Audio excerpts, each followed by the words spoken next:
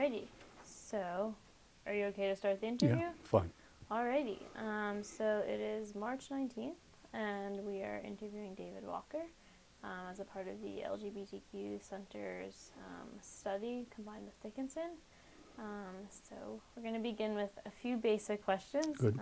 So if you'd just like to tell us about, I guess, a brief overview of your life, whether it's family or schooling, sort of a little synopsis of who Okay. you are. Yeah. At this point, I'm 68. I was born in 1946. Grew up in the wilds of eastern Lancaster County, near a town called Gap. I had a brother and sister. Spent about close to 18 years in Gap, or actually it was near Gap. Went to Lebanon Valley College before it became a Methodist college. It was a very fundamentalist college. And then I got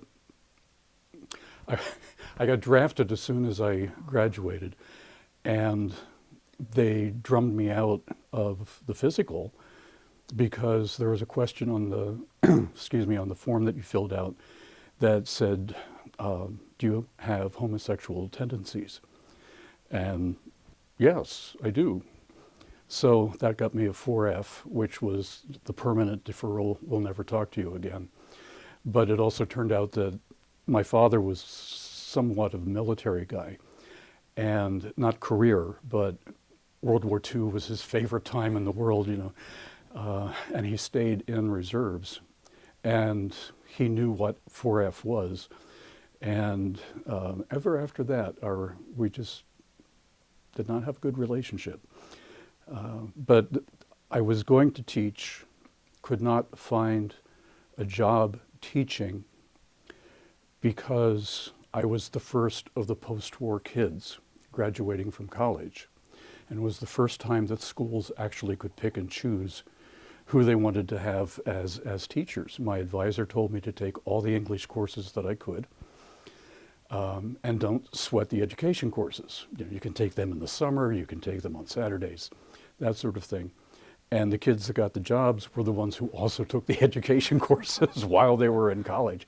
So I never got past an interview, and got in broadcasting instead, and spent about 40 years, a little in commercial broadcasting, mostly in public broadcasting at a local station, which was WITF. And left there in 2005, did a couple of odd jobs, and then just decided to retire. Mm-hmm. And after that got into volunteering. So how long have you been volunteering for now? Well, for the center, I started last summer. Mm-hmm. Before that was a place called PANO, which is Pennsylvania Association of Nonprofit Organizations, an umbrella group for nonprofits in Pennsylvania. With that, I was doing a lot of envelope stuffing, and they have workshops and courses that they offer. So I also did a lot of collating and all that stuff, which is important because that frees up the staff's time. They don't have to do that. They can do what they like to do. And I found out that I was pretty efficient at that. So everybody was happy. They pulled what I considered to be a quickie as far as firing a couple of people, and I just objected to it. And as a volunteer, you don't have to put up with that. So I left, and shortly after that, then came to the LGBT Center. There, I started out with mailings and just having the place open. They were not able to have the place open during the daylight. And now there are 3 of us who can be there during the day. So the place is open. People come in, look at the gallery. We've started a video library, and we've always had a book library, but that's expanding now. And So it's now open to the public, and it's because of the volunteers. You know, the staff is in the back. If you ring the doorbell, they can come up and answer the door. But mostly the place was open during the evenings. And that was for programs. So if you came in to get a book or a DVD, you would be interrupting that and probably feel somewhat intimidated by the whole thing. But now it's just, you know, admittedly it's during working hours, but it's still open and you can come in. And we've done pretty well. We get between 3 and 10 people a day. So are happy. And what's the reason that it, couldn't be open during the day and not in the evening? Because the staff, Okay. it's 2 people. Okay. And they really do have their work cut out for them. So, and they're completely the other end of the building. Okay. So if they don't hear the doorbell, you don't get in.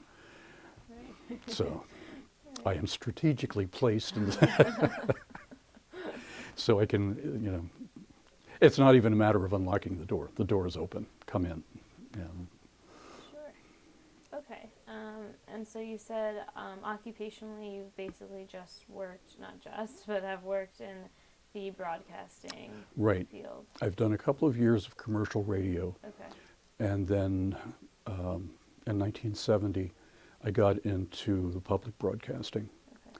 And stayed with that for about 35 years. And how did you make that switch of wanting to teach and then broadcasting all of a sudden?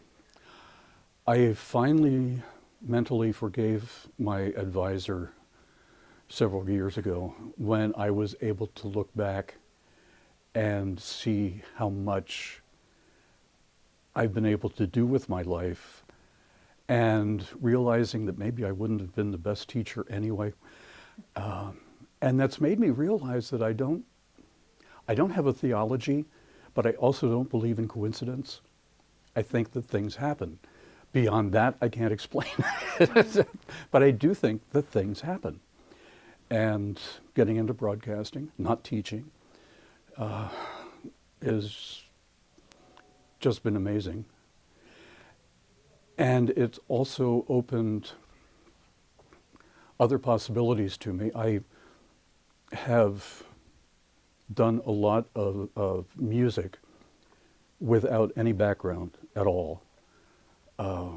I just determined to do it and picked it up and was offered church choir just because I had given them a couple of arrangements of songs that I had done. And I was a music director for about 20 years there. I started a chorus in Hummelstown, where I live, and eventually became the artistic director of the Gay Men's Chorus in Harrisburg, with about 2 years of piano as my background. But I don't know that I've been able to do that somewhere else. The broadcasting got me up here, where all of these other things started to happen. Mm-hmm. Yeah. Okay, and just geographically, so you said you grew up in Lancaster County? Lancaster County. And then how did you get to Hummelstown? What kind of happened? I spent a year in New Hampshire. Okay. The first radio station was 1968, after getting the 4F. I was a commercial copywriter at a small station in Ephrata, which is still Lancaster County. My father had a friend from the Army who was the general manager at the radio station in Portsmouth, New Hampshire. Writing copy for Christmas drove me crazy because they felt they had to sell just about every second in an hour. And this was before a lot of businesses got into advertising agencies. So I had to write all the Christmas, the ho-ho-hos. The deal was that you would buy this advertising time. On Christmas, you would get these greetings, non-commercial, but they would be greetings. So-and-so wishing you the merriest of, and then they would get another week worth of commercials. All of this from one copywriter. And we're talking about a half hour of commercials every hour. And at that point, they were mostly 60 seconds and not 30 seconds. Thank you, Jesus. But it was still a lot of, writing, and it just exhausted me. So I quit, and then this guy in New Hampshire invited me up there. They wound up having some unpleasantness involving him, and then I came back, and a friend told me about some part-time work at WITF, and so that's how I got into this area. Great. Okay, so just jumping back Mhm. and focusing more on now the intention of the interview. So you said that you post-college wrote, you got that 4F. So when did you, start aligning yourself with the LGBTQ community? Was that in college, beforehand? How did you know to fill out that box on the form? I always knew. At least I was different. But the family, oh boy, the Walkers were kind of like a Dynasty or Dallas or, one of those families. And I mean, they had scads of property. They got themselves involved with the Pennsylvania Railroad as it was evolving. So they got on the board of directors and got tons of money from that. They started banks and the feed mill, which in an agricultural area is a gold mine because all the farmers come to you and you supply them with feed and they bring their grain to you and all of that sort of thing. So the Walker was a name, albeit in a small town. Nevertheless, it was a name through my grandfather. At that point, the money ran out and all the property was sold, and my father was left and his brother were left to pretty much pick up the pieces. But the feed mill is what got me going, understanding that the male form was kind of interesting because we would deliver feed or pick up grain, whatever, from farms, and a farmer who is in shape has a very neat body, and I kind of liked that. And sweaty was nice, and the Amish, of course, were always clothed. But non-Amish, knew how to deal with the weather. And so that was always kind of nice. And that would have been probably junior high and senior high that I knew that was going on. I also think that, again, this is small town stuff, but because I was a Walker, I was not picked on as much as I might have been. I don't know. That's my theory, because I wasn't really bullied a lot. Not as I hear other people talk about it, not as I'm hearing today. It was okay. I was weird, and people thought that was all right. That's Dave. And by senior year, there were friends that I was talking to about that. The summer of my graduation between high school and college, I spent the summer in a summer theater. And how typical, fell in love with the leading man. But that was essentially the coming out, was that summer. I had experimented before that. There were a couple of boys in school, and but that was the first affair of any length. And it kind of went into my freshman year, although he lived in New York and I was in Annville. But we were staying in touch with letters. And then one day I noticed that the letters had been played with. And that closet door really slammed with that. Lebanon Valley College at that point was run by a very fundamentalist religion, the Evangelical United Brethren. Ultimately, they went bankrupt and the Methodists bought them, I think for the colleges, because the EUBs had Albright, they had Lebanon Valley, and several other colleges. So, and to appease the EUBs, the Methodists became the United Methodists. That's where they got that name from.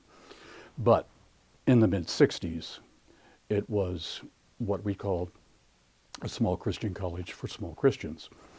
And it was horrible. I won't say that I was alcoholic, but there was an awful lot of binge drinking going on while I was in school. I had a bar in the trunk of my car. What do you want? What do you have? That kind of thing. There were a couple of places in Lebanon that wouldn't welcome students, but we weren't carded. We could go in there. So a lot of college was in a haze.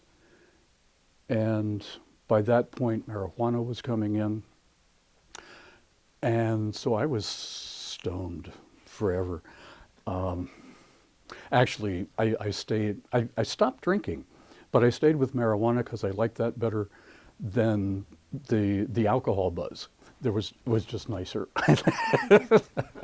And you didn't get hungover. So I stayed with that into the 90s. But anyway, that's what got me through that. And because my memory is going, I don't remember the question. I'm sorry. Okay. No, it was, sort of when you realized. Okay. Yeah. Then, because I knew I had no problem answering that question, and there was, some humiliating things that you had to do during the physical, because they did rip you out of the room, which everybody knew why you were being ripped out of the room, and had to go back for a second physical. That became, the bend over and, God, it was awful. But I also think that it was worth it in that I never had a problem with soldiers, the war, the reason for Vietnam, the fact that we were still in Vietnam. I had gotten very aware of that during college. Not for anything that Lebanon Valley did, but just as students, there was, before the internet, there was just this ability to communicate with other colleges, with students, and so there was awareness that was growing there. Had I been sent to Vietnam, I would have served, but I really objected to the whole thing. I could not become a conscientious objector because I was drafted immediately after graduating, and I hadn't done the paperwork in college. I'm not bright enough that I could take time out from studying. I was studying or I was in class, it was just, that's the way it was. But as I say, I really shut down during college, and then I became aware enough again, having the problem with my father and my mother understanding. She knew what 4F was as well, but she was good with it. She was good with it back when I was in the summer theater. She liked Tom, Tom and I would be together a lot when we weren't rehearsing or we weren't doing a show. And a lot included going to my home. It was a farm, that wasn't an active farm, but there was a huge amount of space on it, and we had a farm pond. And so during the summer, when we weren't rehearsing, we could go swimming. And she met Tom, she liked Tom, and there was never, I never felt that I had to come out to her. I felt that she knew what was going on. And even when she died in '85, I met my partner in '78, and at some point decided that it was time for him to meet the family. Father had an excuse to be away, and she just loved Jack. She is fine, you know. I think that she would have been an excellent mother-in-law for Jack. His parents were good, and weirdly enough, they were really upset with him when he came out, and were picking on him and all of that. And then I came along, and they were good with it. So at least we got him through that. We've been together for 36 years. We will get married. We just, it's been only 36 years. We don't want to rush into it. But we intend to get married. We have that. We just, we don't feel the need for a rush into it. You need to keep me focused. I just go all over the place. I met Jack. He was the editor of the Philadelphia Gay News from the mid-'70s to about 1980. And since he was editor, he could take out the personal ads for whatever size he wanted. He was the editor. And he quoted a line from Company, the Stephen Sondheim musical company. And I saw it and thought, well, there's somebody who at least knows musicals. I have always had the Broadway gene. So I found it interesting that he could quote Sondheim and know what that was all about. And when I responded to him by letter, he said he felt the same way, that, ooh, he knows Sondheim. So we started exchanging letters. He came up to visit for a weekend, and we're not sure when that was as to the day. We know it was mid-September of '78. So, it's 36 years, going on 37 that we've been together, and 35 years that we've been living together in the same house. When we moved there, we were the youngest couple on the block. We are now the oldest people on the block. But the nice part is that somebody does our sidewalk for us, so I'm happy with that. Okay, and before you mentioned that your mother was, you felt like you never needed to come out to her. Your father had a fairly difficult time. How did the, rest of your family interpret your coming out? When did you tell them? And not only your family, but, your friends and the environment that you were in.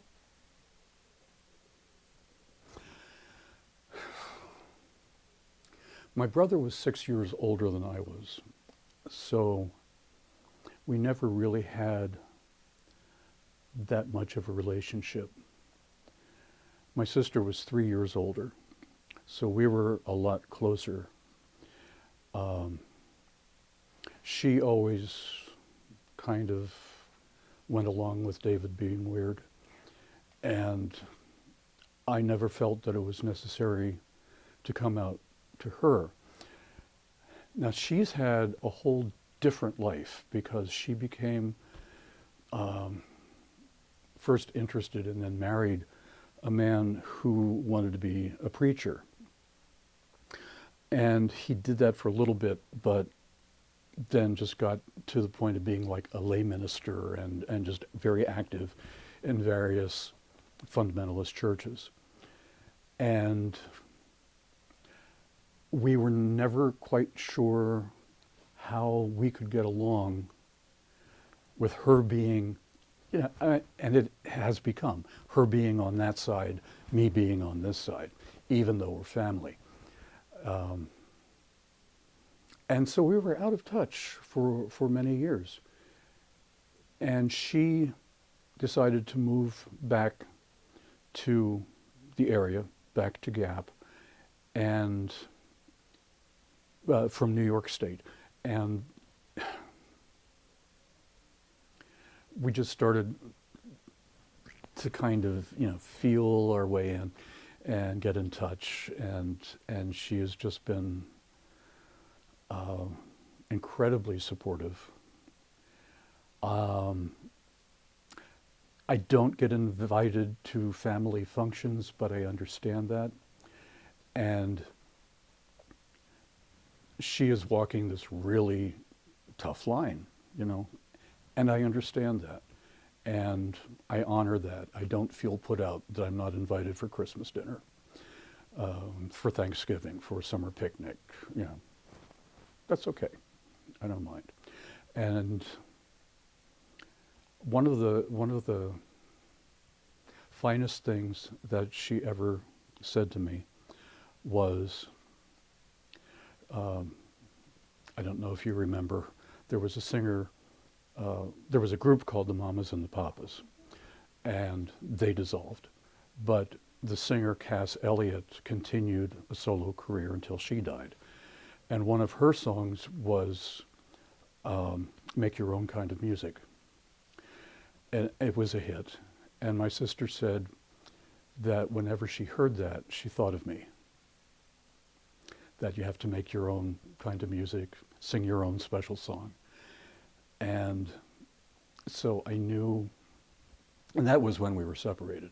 So I knew that, getting back together would be a problem, but it wouldn't be a problem with the two of us. And even now we're doing email and occasionally talking on the phone. I want to make it as comfortable for her as I can. I was not talking to my father when he died a couple of years ago. I mean, it just got to that point. It was so unpleasant to visit with him. He was in a retirement home. He had remarried, and he would just launch into this diatribe, religious, my looks. he could never quite understand that. But it just, we would fight. He would, I'm sure, understand why I got angry. I knew why he was angry. Why do I have to spend an hour on the road each way every Sunday just to get pissed off? No. And so I said, that's enough. And by that point, Becky and I, my sister and I were talking, and she understood it. She said, I don't know why, but he just cannot accept. So fine. I did go to his funeral, but we were, as I say, we were not talking when he did die, and that's been a couple of years now. He died in his 90s, so. But as far as there is another story, and that is that the unpleasantness, I guess I might as well talk about. I was raped by the station manager.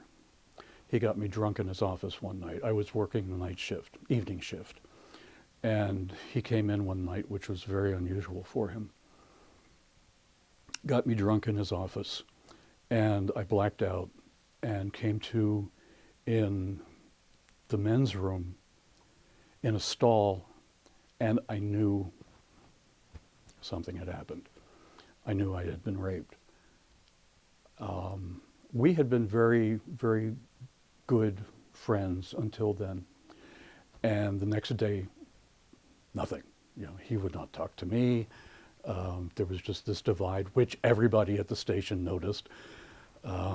But there's this 22-year-old guy from out of state who was coming in here. If I would say anything to anyone, they wouldn't believe me. And there was nothing that I could say to, and I couldn't call the police. It's 1969. I couldn't call the police. And I couldn't even talk to my family about it because this guy was great friends with my mother and father. You know, they had been through the war together. And I kind of wonder how much in the closet this guy was during the war, you know, with all the guys around. I've done a lot of reading on World War II, and I'm pretty amazed at some of that. But nevertheless, here is a problem for the gay boy, and it was devastating, and it was devastating that I couldn't talk to anyone. I don't think I could even have talked to a doctor. And at that point, you know, it was an analyst, and the family would not put up with an analyst. We didn't have money, but we still had our pride, you know. So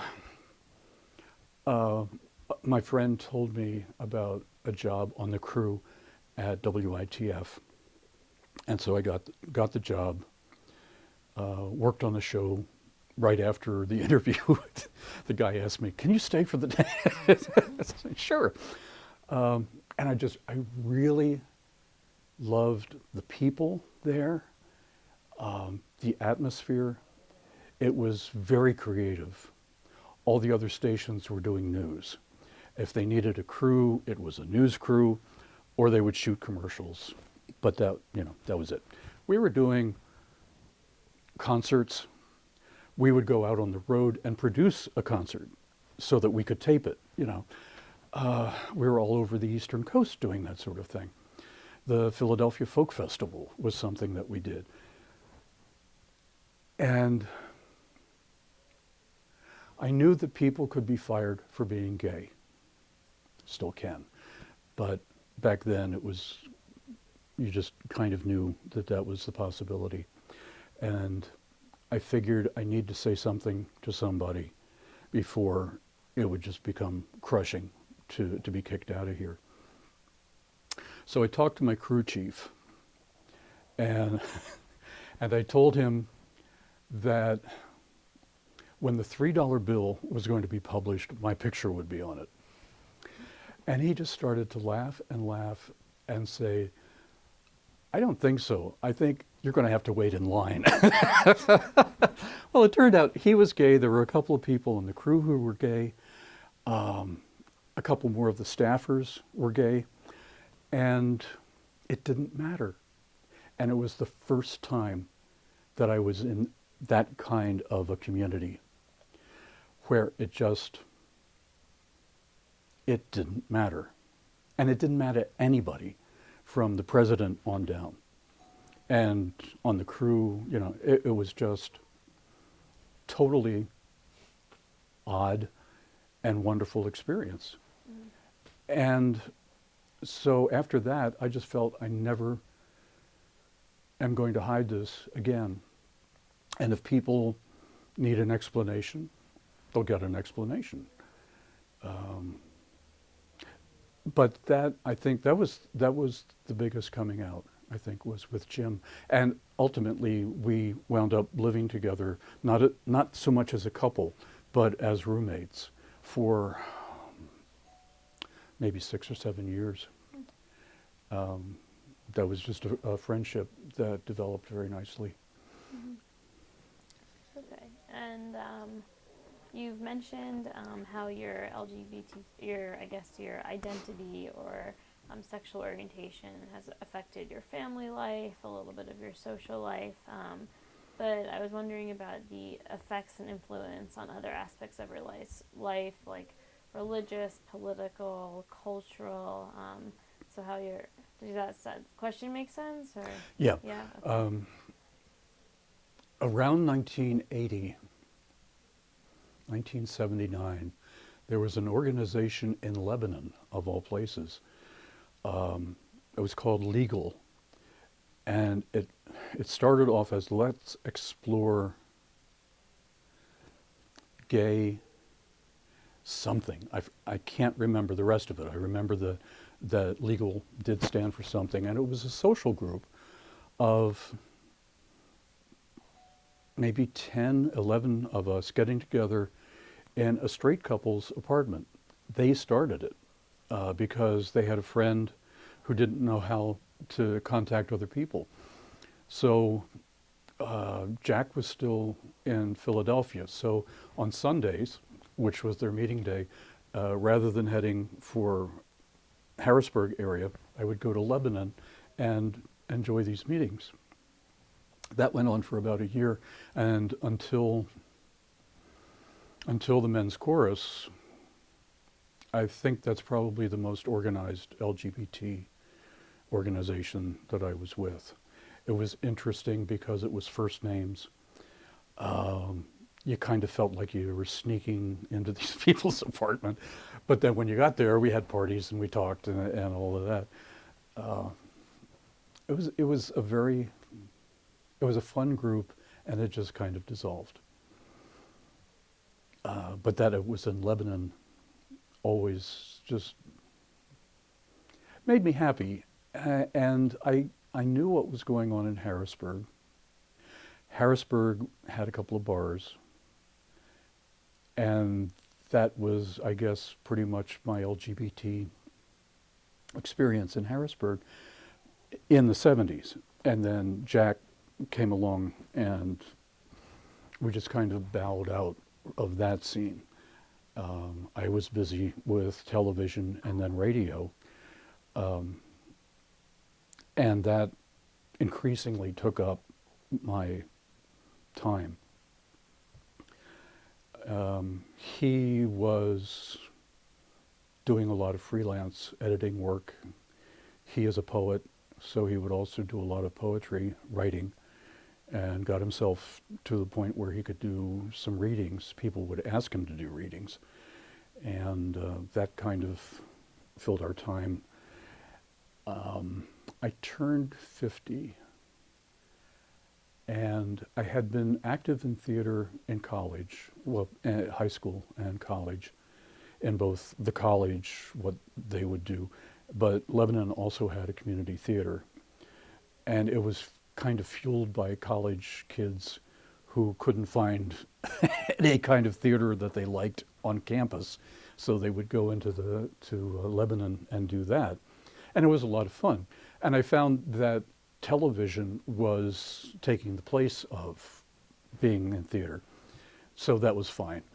But I decided around 50 that if I'm getting back to theater, I've got to do it now. So I wrote to Theater Harrisburg and to Open Stage of Harrisburg, said I can volunteer to move sets, whatever you have. On the same day, both of them called me and asked, since I was in radio, do you think you could do sound? Could try it, sure. And over the course of that first year, I became a sound designer for both theaters and wound up doing sound design for nearly 100 plays and musicals. And that, what is said about theater as being an accepting and, big church is true. It's your talent. It's what you contribute more than who you go to bed with. And again, it was like the old days at ITF. It was just wonderful. And it was very free, very exciting creatively. As a sound director, you work with the director to find out what sound effects he wants. You push the buttons when they're supposed to happen. And I met two very, very close friends through that, because I would design it and was not that much of a sound engineer, and found these guys, one after the other, who were sound engineers. So we would work in collaboration, always spoke the same language. I need something here that's going to sound like, and he would do it, and that was wonderful. And with the second guy, he was working at JPL, which is a big production house in Harrisburg, and he was working as a sound engineer there. He hated doing live shows, and I loved doing live shows. He liked the studio where you could have 3 takes, 4 takes, and I loved flying by the seat of your pants. So we got along very well that way. And that, I think that fueled the need, the acceptance, and the feelings. Religion went out the window during college, and it's become even more anti as we've gone along. Just, in the Christian church terms, I have run out of cheeks to turn. I have no more patience. I find it encouraging. Just recently, the Presbyterians said that they will now accept LGBT people without question. They will perform weddings if the minister goes along with it, but congregations are saying that it's okay. And that's good. I grew up Presbyterian. I'm happy to hear it. It's not enough to get me back. I need apologies. Great. Okay. And so you've mentioned a lot about, what life was like sort of out here, and there's a lot of research on what was happening during the 60s and 70s in the big cities. But, what was it like to be in more of a rural setting during, the liberation movement? What sort of movements were happening here? How did you interpret that?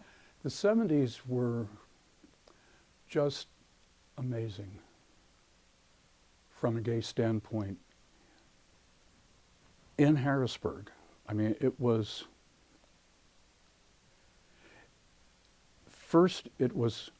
finding out that you're not the only one, that there are a lot of other people who are like you.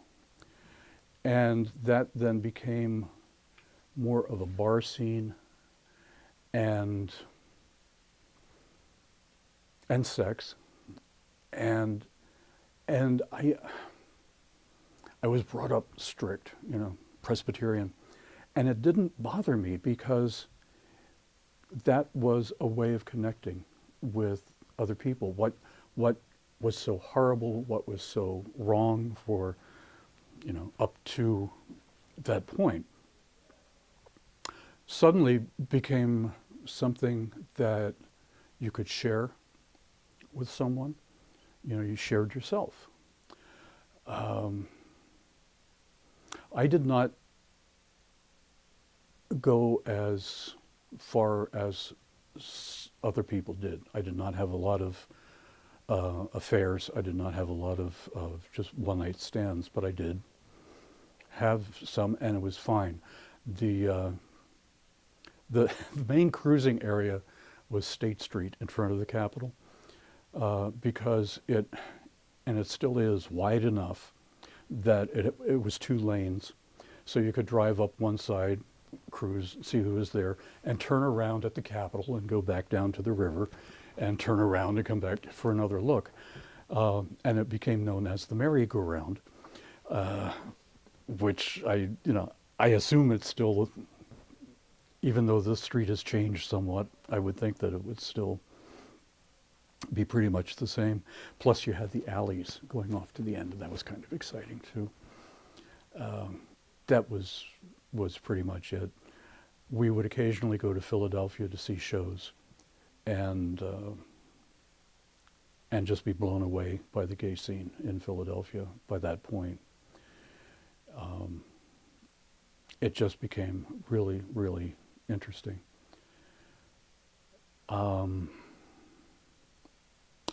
then came the 80s, which just threw a scare into everybody. By that point, again, Jack and I were together.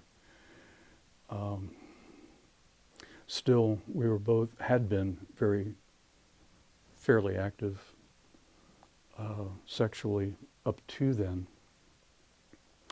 And when AIDS first started happening, nobody knew how long the development period was, how long was it going to be before you found out. Any kind of blemish on your body sent you into panic. Um,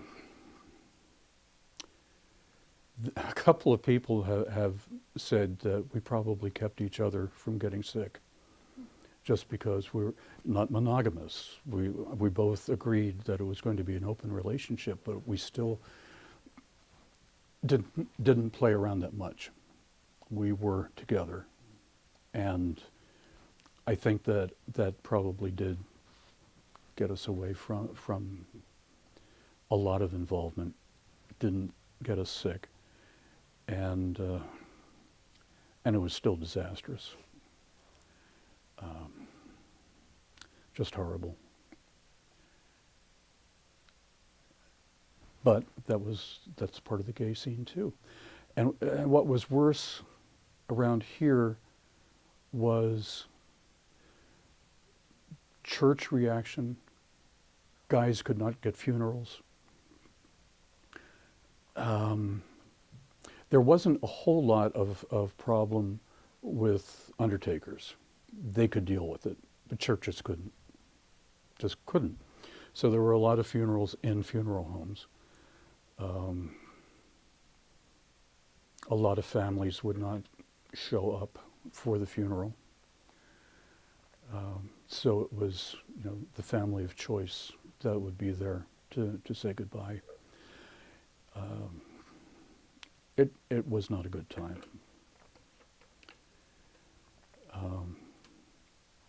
It is said that which does not kill you makes you stronger, but I think it just made me angrier. And I have become a very angry old man. I am preparing for a fight this fall because supposedly the anti-discrimination laws in Pennsylvania will come up for discussion, possibly even a vote in both houses. And I am already girding up my loins because I am definitely fighting for that. I was active, but not really an activist in the point leading up to the marriage ruling in Pennsylvania. But that went on for a long time. A lot of letters to the editor, a lot of Valentine's Day, there were demonstrations that I would take part in. It was not that big a part of my life, but it was. I didn't ignore it, In Harrisburg itself, I think the community, I can't think of what I want to say. There was a telephone hotline that you could call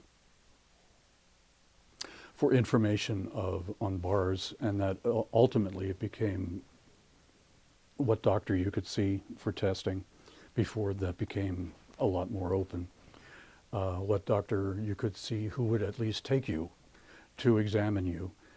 You could call the hotline for that kind of information as well.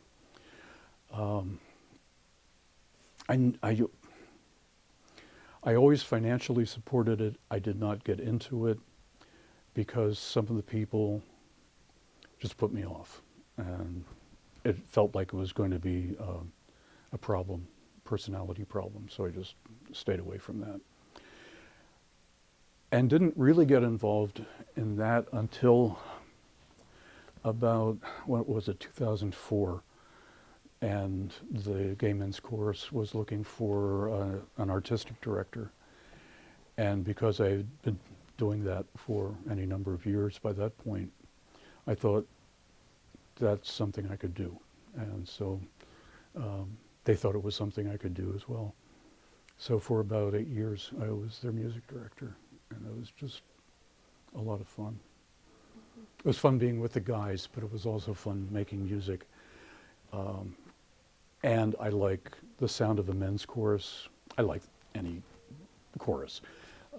My previous experience had been with women and men in the same chorus, but just to have a men's chorus was really very interesting to get the sound that I wanted, and they were very eager to go along with it, you know.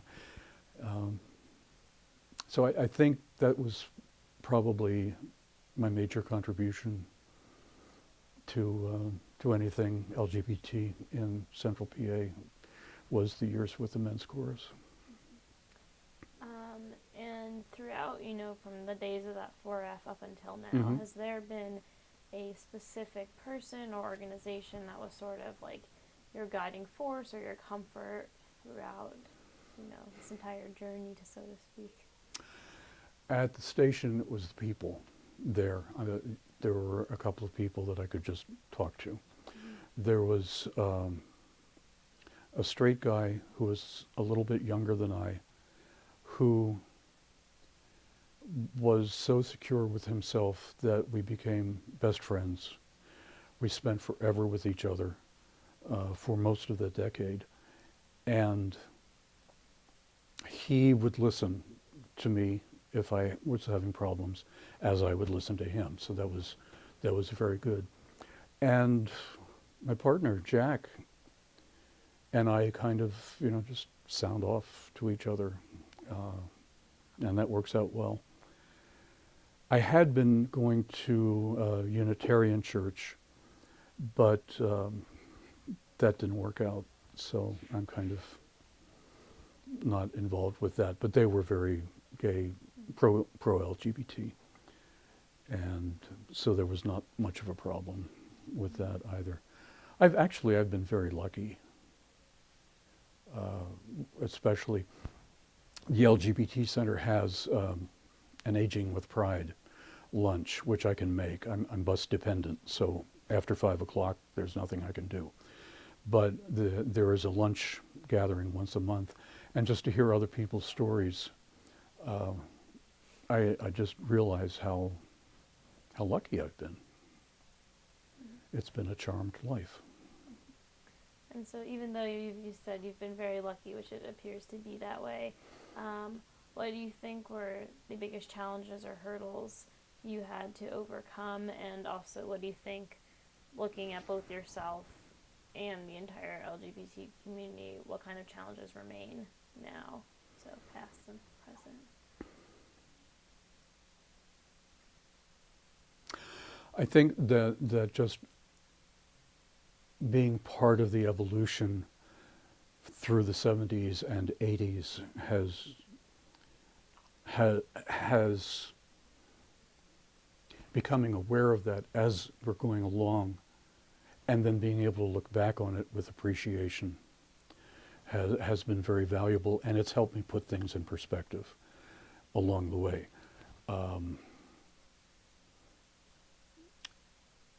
After the relationship and the partnership with Jack came along, and it just became a given that we were going to be together forever, or whatever. That just kind of put things to rest as well. The problem has always been outside passing judgment. We had it when I was in college. We had it, we still have it. What we don't have as much now is the firing, is the discrimination, the refusal of service, but it's still happening.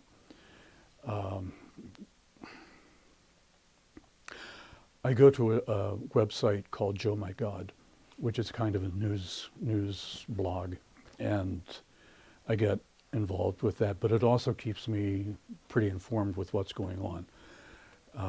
And it's really crushing to find out that there are still some things going on in Pennsylvania that one would have hoped would have been taken care of by the judge's ruling. that, okay, so you can get married, so you're like everybody else, and it just doesn't happen. So again, that's what I'm looking to in the fall. But just not having it in me to back down if I'm challenged. And oddly enough, television helped me with that in producing, because if I was given a project, then from the other side, I could not take no for an answer. And so I had to find ways of getting things done. And the same with, I don't feel I have to justify my life to you, and this is why. And we've gotten into some fair fights about that, but I feel like I'm doing good with that. And just as now with volunteering at the center, I feel I'm doing some good with that. I'm helping the community, and I'd like to help. So that's kind of how, the whole decades thing has been. And now books are being written about that, and I can read them and say, yeah, even here, in the boonies, that was going on. Or there will be anthologies with people writing about what it was like to grow up in the middle states, the flyover states, and in another city, or that kind of thing. And I understand that there's something about us, there's something about the tribe that we all understand. A lot of people on the outside, if you will, get it too. But it's like any tribe. There is a connection there, and I like that. I would not like to be in an exclusively gay society any more than I like being in a straight society. I like the interaction, but there is an understanding. There is a comfort level that I can feel. And there is always going to be a separation of young and old. And when I was young, I felt that way about old people, and now I'm old and I can see it in young people. And I was, get off of my porch, But there seems to be opportunities also to be able to tell younger people about what it was like. Actually, you're not as bad off. You don't have to hide quite as much. It's getting a little easier for you. And yes, there are I don't know that there's more suicide going on now. That seems to have cooled a bit. It's still there, and especially with young people, and I hate to see that. But with my generation, it was because of the pressure, of the bullying, of the fights, and not being able to take it. And I understand that. But there was more going on than just that. And I want younger people to know that. And I want there to be this course that all young gay people have to take so that they can see what it was like. There was a marvelous book, The Gay Metropolis, New York City, from World War II to the mid-90s. And that would just be textbook. If I were teaching a course, that would be textbook. Because although it deals with New York City, it also kind of gets out, explains the whole thing, and I think would be a very understandable history for the younger people. But there are opportunities. Joe My God has some younger readers, and I'll pop off with a comment about something, and I didn't know that. So the generations continue, and I like that, and I can appreciate the differences. And I also like to see that, from time to time, there's a coming together, and that's good.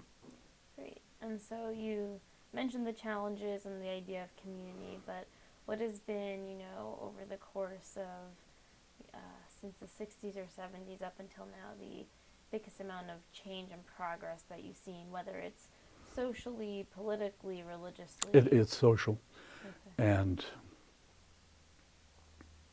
and it is marriage equality. I think that there's so much now that revolves around that. I was amazed in Pennsylvania. It was a judge's decision and nothing more was done about it. I was expecting a fight, and it didn't happen.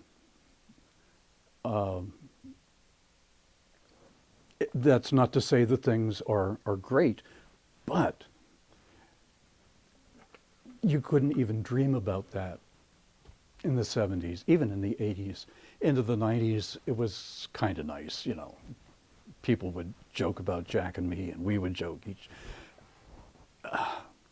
And then it just started happening, and the snowball of it. There have been times when I've just welled up because I can't believe it. It's just, there is this thing about becoming human, about being perceived as not second-class citizen, and then also getting the Alabama things about, and Oklahoma and so forth, about all of the Jim Crow kind of things that they are bringing back now, because we are not acceptable.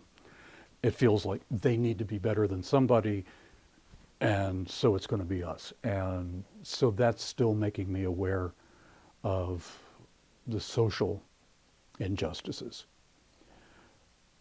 But the progress that's been made has just been mind-boggling. And if we can finally get the 4 words added to the anti-discrimination, that would be so wonderful. And it'll be a fight, and we'll get to it. And you've mentioned a lot of different, monumental moments that took place in your life, but was there one specific important event or turning point in your life that has sort of shaped who you are, both with your LGBTQ identity or just as a person? It's a big question, so. Yeah, there are probably a couple. First of all, I can't downplay being hired by ITF enough. That changed things. So I think that was probably the first really major turnaround for me, encouragement, feeling human, and all of that. Yeah, that would definitely be the first one. I think the other one is living with somebody committed, living in a committed relationship. It does change you. You have to think about him, and he has to think about you and what you're doing together, and that has a big influence on my life, I think. As far as community goes, I've just kind of have been doing a back and forth. I can get into the community, I can get into a straight world. It's, I don't know. So I think that the biggest impact on that probably was with the Gay Men's Chorus, and finally becoming artistic director there, just because then we were playing mostly to a gay audience.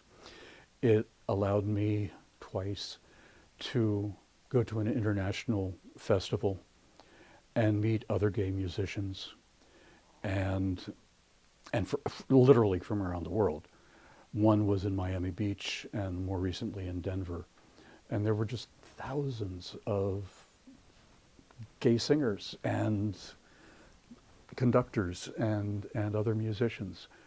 And you just kind of got, again, you got this picture of not just being in Harrisburg, trying to crank out the concerts, trying to make a difference, but being able to see what was going on in different communities, different countries, what they could do, what they couldn't do, and that made a really big impression on me.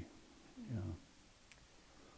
So we're coming in a little over an hour right now, but I'm not good at sound bites. I no, should have told you that. that's okay.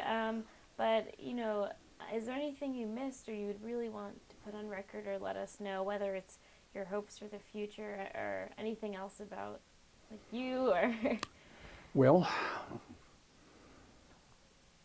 there's going to be a wedding. We just don't know when. That's the personal. Farther out for Pennsylvania, I want equality. Nothing more, nothing less. I want to be a full person.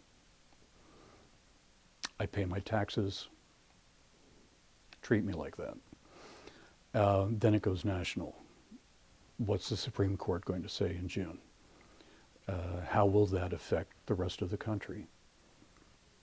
What kind of crap are we going to have to put up with people who still can't accept that there are lots of different people in this world? I really do feel that there are people who think they have to be better than somebody. You know, there is this class of people that I'm better than it. And it's difficult for them to be accepting. And that's the change that I want to see. It probably has to come in as law. Civil rights, African American civil rights had to be done by law, although there was a lot of marching and such going up to that, which I was part of.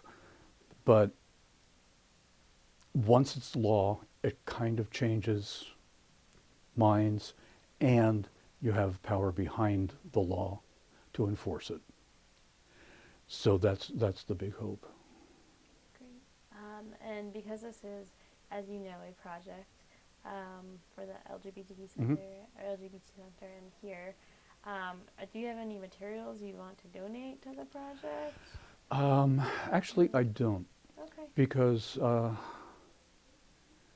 every once in a while I go on a cleaning binge and stuff just goes. I think my contribution has been a lot of the DVDs that are in the center's library are mine, were mine, and I've donated them so that they are now available for other people to see. And the wish would be that people would understand about queer cinema and start looking at it. You know, a lot of people know it exists. A lot of people understand that it's not porn, that it's, you know, our stories. And that just needs to be more ingrained in our minds, because we now have the resources that you can go and see these stories. Sure. And do you know any other people you think would be useful to contact for interviewing that would want to speak? Well, you've got Paul. That's Yeah. right on. And there we have about, I think, 90 participants. Yeah. So if you know I think that anyone- if I would hope that you've already had Joe Burns, who is an activist forever, and he's a marvelous man. He would be a good interview. Okay. But you may already have him. And Jack is not native, so I don't know if you're looking for native only. He's been here since 1980 though, so that's 35 years. Okay. So his information is my information, same phone number, and it's Jack Veasey, V as in Victor, Easey. Okay. Great. And the last thing, our question that we have is, are you comfortable with us using all this information for Absolutely. the archives for our research? Absolutely. You have the option to have us omit any pieces, No. but you're comfortable. No. Okay, great. Well, thank you so much. Thank you. This I appreciate the. concludes it, and we'll of course be in touch. And if I have any follow-up questions, email's the best way to reach Yeah. you. Yeah. Great. Well, thank you again. This was so informative. Thank and you. Really a pleasure to listen to. So, Thank you. thanks. All right. Thank you.